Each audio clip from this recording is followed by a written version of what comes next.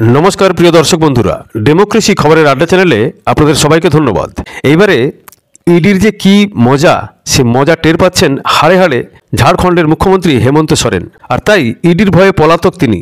मुख्यमंत्रीर बाड़ी थेके बाजेयाप्त विदेशी বিলাসবহুল गाड़ी एवं सेई संगे अनेक गुरुत्वपूर्ण नथि।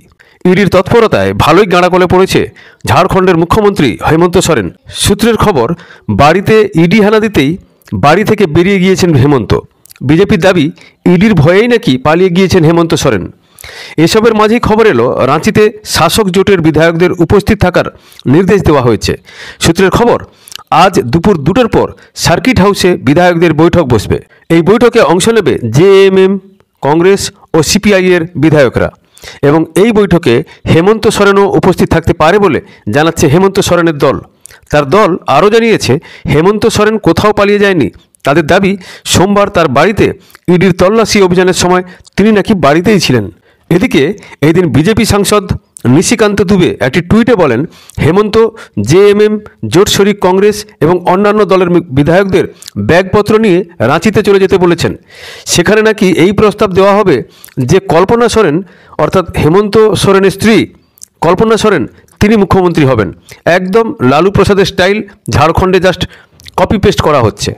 মুখ্যমন্ত্রী জানিয়েছেন যে এনফোর্সমেন্ট ডিরেক্টরেট অর্থাৎ ইডির জিজ্ঞাসাবাদের ভয়ে তিনি সড়ক পথে রাঁচিতে পৌঁছাবেন এবং তার অবতরণ ঘোষণা করবেন। বলে রাখা ভালো, গত সোমবার সন্ধ্যায় একটি বড় পদক্ষেপ নিয়েছে কেন্দ্রীয় তদন্তকারী সংস্থাটি। হেমন্ত সোরেনের দিল্লির বাড়িতে একটি বড়সড় অভিযান চালায় ইডি।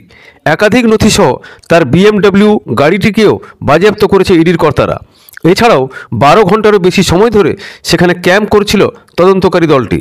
এতদিন পর্যন্ত মোট 9 বার সমন পাঠিয়েছে ইডি, তবে প্রতিবারই তলব এড়িয়ে গিয়েছেন ঝাড়খণ্ডের মুখ্যমন্ত্রী হেমন্ত সোরেন। এরপর গত শনিবার ফের একবার নতুন করে সমন পাঠায় কেন্দ্রীয় তদন্তকারী সংস্থাটি। প্রথমে 27 থেকে 31 জানুয়ারির মধ্যে দিল্লিতে ইডি দপ্তরে হাজিরা দেওয়ার নির্দেশ দেওয়া হয়েছিল তাকে। জবাব না মেলায় 29 কিংবা 31 জানুয়ারির মধ্যে হাজিরা দিতে বলা হয়। 29 তারিখ অতিক্রম হতেই ইডি বিরাট পদক্ষেপ নিল। এখন দেখার যে শেষ অবধি কল্পনা সোরেন মুখ্যমন্ত্রী হয় কিনা। খবরের সঙ্গে থাকবেন, ভালো থাকবেন, আর ভালো লাগলে চ্যানেলটিকে লাইক এবং সাবস্ক্রাইব করবেন। ধন্যবাদ, নমস্কার।